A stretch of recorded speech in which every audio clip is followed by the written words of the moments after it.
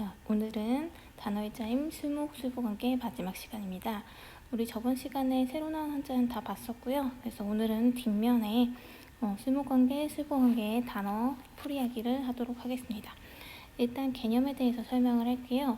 우리 여태까지 병렬관계 배웠었고, 병렬, 그리고 주술관계, 수식관계를 배웠었어요. 병렬관계는 대등한 성분이 나란히 놓였을 때의 단어의 짜임을 말하고, 주술관계는 앞에 주어, 뒤에 서술어, 그리고 수식관계는 앞에 있는 말이 뒤에 있는 말을 꾸며주는 경우에 해당했었죠. 그래서 오늘 배울 수목관계랑 수보관계는 조금 달라요. 해석 방법이 달라요. 여태까지는 앞에 있는 한자가 이렇게 있으면 앞에 있는 한자부터 해석을 했는데, 수목, 수보관계는 뒤에 있는 한자부터 해석을 해요. 그러니까 우리말 순서랑은 조금 반대가 되겠죠. 일단 밑줄부터 쳐볼게요. 수목관계에 네모 치시고요. 수보관계에 네모 쳐주세요. 여기서 말하는 술, 목이란 술은 서술어의 술을 얘기하고요. 목은 목적어의 목을 얘기해요. 그래서 서술어가 일단 앞에 오고 뒤에 목적어가 오죠. 서술어는 저번에도 얘기했듯이 뭐뭐 다로 끝나는 경우 무조건 다 서술어라고 했고요. 목적어는 말 그대로 목적이 되는 대상이에요. 그래서 조사가 뭐뭐 을이 붙죠. 그래서 뭐뭐를 뭐뭐 한다 라고 해석이 되는데, 우리말에서는 예를 들면 뭐 공부를 한다 라고 하면 목적어가 앞에 오고 서술어가 뒤에 와요. 근데 한문에서는 이거 순서가 바뀌는 거예요. 한다, 공부를 해서 이렇게 순서가 바뀌어요. 그래서 여기 밑에 있는 예시를 보는 게 훨씬 편해요. 서술어니까 하다, 다가 앞에 오고 목적어인 을을 조사가 뒤에 오는 거죠. 그래서 뭐 한다, 뭐뭐를, 이런 식으로 순서가 오는 거죠. 우리말로 해석하면 그대로 그냥 뭐뭐를 했다 이렇게 되지만, 한자에서는 얘네를 뒤집어서 놔야 된다는 얘기죠. 연필이 뒤로 가고 삿다가 앞으로 가게, 그렇게 순서를 배치해야 된다는 얘기예요. 어쨌든 여기 예시 문장 보면 연필을 샀다 해서 은을이 붙었으니까 당연히 연필이 목적어가 되겠죠. 그리고 샀다, 다가 붙었으니까 샀다가 서술어가 되겠죠. 그 다음에 고기를 먹는다 같은 경우도 먹는다 서술어, 고기를 을을이니까 목적어가 되겠죠. 그래서 뭐뭐를 뭐 한다 라고 하면 무조건 수목관계가 되고, 우리말 순서랑 반대로 서술어를 앞에 써야 되고 목적어를 뒤에 써야 된다. 그러니까 즉 뒤에 있는 한자부터 해석을 해야 되겠죠. 목적어가 뒤에 있으니까. 그리고 예외적인 케이스가 딱 하나 있어요. 요거 한번 별표 좀 쳐볼게요. 을을로 해석되지 않는데 그냥 수목관계로 보는 경우가 있어요. 그러니까 소유랑 관련된 개념. 그래서 뭐가 있다 없다인 경우에는 수목관계로 봐요. 요거는 밑에 단어 보면서 다시 한번 언급을 하도록 할게요. 그 다음에 술보관계를 보도록 할게요. 자, 술보관계 할 때 술은 당연히 서술어가 되겠고요. 동그라미. 그다음에 술보관계 할 때 보는 당연히 보어가 될 거예요. 그래서 얘도 서술어가 앞에 놓이고 보어가 뒤에 놓여요. 우리말에서는 보어가 앞에 놓이는데 한문에서는 순서가 거꾸로 된다. 그러니까 술목술보관계는 우리말 순서랑 반대가 된다라고 생각하면 돼요. 그래서 서술어는 말 그대로 뭐뭐 다로 끝나는 경우를 얘기를 하죠. 여기 뭐 설명이 썼는데, 서술어는 동작, 행위, 상태 등을 나타낸다. 그냥 뭐뭐 다로 끝난다라고 생각하면 되고요. 보어 같은 경우는 서술어를 보충해서 부족한 뜻을 완전하게 해준다 라는 얘기예요. 그래서 예시를 보는 게 훨씬 편하거든요. 여기도 예시가 적혀있죠. 그래서 뭐 하기, 뭐 하다, 뭐뭐에 뭐뭐에게해서 뭐 하다 라고 해석이 되는데요. 밑에 보면 사랑하기 힘들다라는 문장이 있죠. 자, 여기서 서술어 찾기는 쉽죠. 다가 붙었으니까 얘가 서술어죠.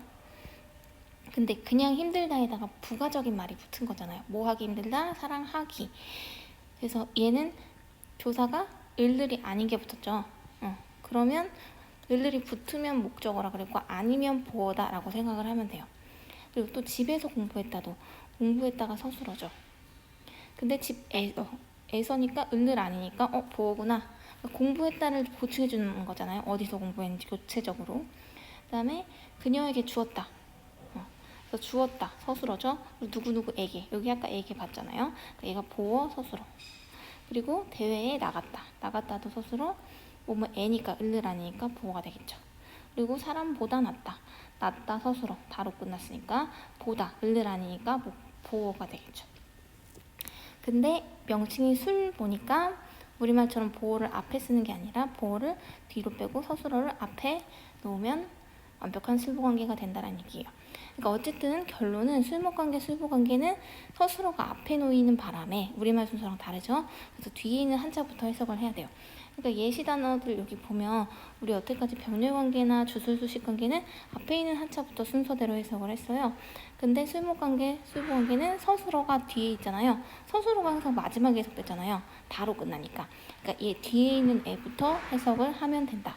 근데 뒤에 있는 애를 먼저 해석을 연결을 해서 했는데 을을이 붙으면 술목관계, 을을이 아닌 조사가 붙으면 술보관계로 보면 되는 거예요. 그럼 일단 예시로 한 2개 정도만 보여줄게요. 자, 일단 출가라는 단어가 있는데요. 얘는 술보관계라고 되어 있죠. 그럼 당연히 얘가 서술어가 되겠고 얘가 보어가 되겠죠. 보어. 그럼 서술어는 다 붙이면 되잖아요. 그럼 나간다, 나갔다라고 해석하면 되고, 근데 뒤에 있는 것부터 해석을 해야 되니까 집, 그리고 어떤 조사를 붙이고 뭐 나간다, 나갔다가 되겠죠. 그럼 해석은 어떻게 해야 될까요? 보어잖아요. 그럼 을을이 아니라 다른 조사부터 되죠. 그럼 집을 나가다가 아니라 집에서 나갔다. 뭐 이런 게 되겠죠. 그래서 출가라는 개념이 집을 나가서 뭐 자립을 하거나 결혼을 하는 걸 의미를 하죠. 집에서 나갔다라고 하니까 을을 아니니까 보어고 다로 끝났으니까 서술어가 돼서 완벽한 술보 관계가 될 거예요. 그래서 이렇게 풀이 쓰면 되고요. 그 다음에 요거 한자 2번씩 뜨듬이랑 같이 쓰면 되겠죠. 그 다음에 술보관계 봤으니까 술목관계를 한번 봅시다. 자, 유명이라는 말은 술목관계래요. 일단 앞에부터 해석해야 돼요. 아니, 뒤에부터 해석해야 되죠. 이름 어쩌고 있다가 되겠죠. 있다. 그쵸? 있다. 그러면 근데 목적어라며. 그럼 여기다 을을 붙여야 되는 거 아니에요? 한번 붙여볼까요? 그럼 이름을 있다? 이상한데요? 그래서 아까 얘기했던 여기 이게 예외적인 경우거든요. 을을로 해석이 되지 않아도 소유의 개념, 즉 서술어가 유무, 있을 유나 없을 무인 경우에는 무조건 술목관계로 봐요. 그래서 얘도 해석하면 이름이 있다라고 해석이 돼서 마치 술보 관계 같지만 서술어가 있을 유나 없을 무일 경우에는 서술어가 무조건 술목 관계로 보는 거예요. 그래서 이거 좀 잘 표시를 해두도록 합시다. 그러면 서술어가 유무가 아닌 경우의 술목관계도 하나만 더 볼게요. 애국 같은 경우. 자, 일단 얘가 서술어로 쓰였겠죠? 그리고 얘가 목적어겠죠? 그러면 사랑이 명사니까 사랑에다가 다를 붙이면 사랑한다, 사랑하다가 되겠죠? 근데 요거 목적어라고 했으니까 나라에다가 목적격 조사를 붙여야 되겠죠? 을을 붙이면 해석이 어떻게 되죠? 나라를 사랑하다 혹은 사랑한다가 되겠죠? 그럼 완벽하게 술목관계가 되죠. 하다 붙였고 을을 붙었으니까 얘는 아까 얘기했던 여기서 뭐뭐 을을이 붙고 뭐뭐 다로 끝나는 술목관계가 되는 거죠. 이해됐죠? 그러면 나머지는 지금 여러분이 해볼 수 있겠죠? 자, 잠깐 화면 멈춰놓고 여기 끝까지 풀이 먼저 쓰시고요. 그 다음에 한자 2번씩 뜨듬 같이 쓰는 거 여기까지 전부 다 채워보세요. 시작. 자, 모두 다 했을 거라고 가정하고 선생님이랑 한번 같이 해보도록 할게요. 자, 우리 애고까지는 했고요. 술목관계. 그 다음 술보관계인 난해를 한번 해석해 볼게요. 일단 당연히 어려울 난자가 서술어겠고요. 이해할 해자가 보어로 쓰였겠죠. 그러면 어려울에다가 다를 붙여야 되죠. 그러면 어렵다가 되겠죠. 뭐가 어려울까? 이 어렵다라는 서술어를 보충해 줘야 되죠. 그러면 뭐가 어렵다? 이해하기가 어렵다 이런 얘기죠. 이해하기 어렵다 라고 하면 하기라는 말은 을들이 아니기 때문에 목적어 아니죠. 그럼 보어로 보자 그랬죠. 그래서 어렵다 이해하기가 라고 해서 술보 관계가 될 거예요. 자, 다음 6아를 봅시다. 6아 얘는 술목관계라고 돼 있죠. 요거 소술어, 요게 목적어. 그러면 기를에다가 다 붙이면 기르다가 되겠고요. 목적어니까 을을 붙이면 되죠. 그러면 뭐를 기른다? 그쵸, 아이를 기르다. 그래서 뒤에부터 해석해야 된다고 했어요. 목적어부터 아이를 기르다. 그럼 술목관계가 되겠죠. 자, 다음 옆에 호명. 호명도 수목관계래요. 그럼 부를에다가 다 붙이면 부르다가 되겠죠? 그러면 이름에다가는 목적어니까 을을 붙이면 되죠? 그러면 이름을 부르다가 돼서 얘가 서술어, 얘가 목적어가 되는 걸 이해할 수 있겠죠? 목적에는 을이 붙고 서술어에는 뭐뭐 다가 붙으니까 완벽하게 해석이 됐어요. 자, 다음 입학. 입학은 술보호 관계래요. 그럼 앞에는 어쨌든 서술어, 뒤에 보어니까 뒤에부터 해석은 하는데, 자, 그래도 서술어 먼저 입력을 해볼게요. 들어가래다가 다 붙이면 되죠? 그럼 들어가다 썼고요. 을이 붙으면 안 돼요, 보어니까. 자, 배우다라는, 원래 우리 배우라고 알고 있는데 배우다라는 의미로 쓰면 좋을까요? 학교라는 의미로 쓰면 좋을까요? 지금 들어가는 거잖아요. 그러면 학교가 조금 더 적합하겠죠? 입학이란 말이 학교에 들어가는 거잖아요. 그래서 학교에 들어가다 라고 하면 을 조사 안 붙었죠? 뭐뭐에라는 조사 붙었으니까 술보 관계로 볼 수가 있겠죠. 다음 옆에 작문. 작문은 술목 관계라고 되어 있네요. 자, 그러면 앞에 있는 게 서술어, 뒤에 있는 게 목적어.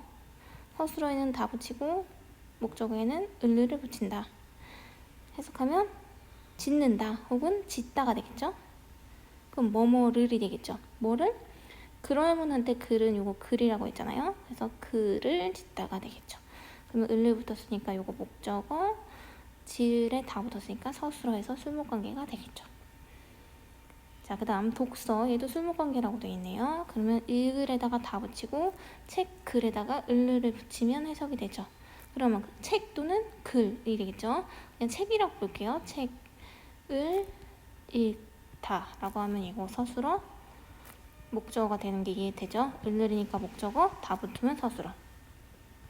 다음 옆에 얘는 술보관계래요. 자, 얘가 서술어, 얘가 보어가 될 거예요. 만을이니까 다 붙이면 많다. 근데 정정자에다가는 보어니까 을을 붙이면 안 되죠. 그럼 뭐가 많다고 해야 돼요? 정이 많다. 그러면 을을 아니니까 보어 되겠죠. 근데 요거 헷갈리는 사람들이 있어요. 정이면 요거 주어 아니에요? 은는이가 붙었잖아요. 왜 얘를 주술관계로 안 보냐면 정이 많다를 주술관계로 보려면 순서가 바뀌어야 돼요. 정다 이렇게 하면 주술관계가 되죠.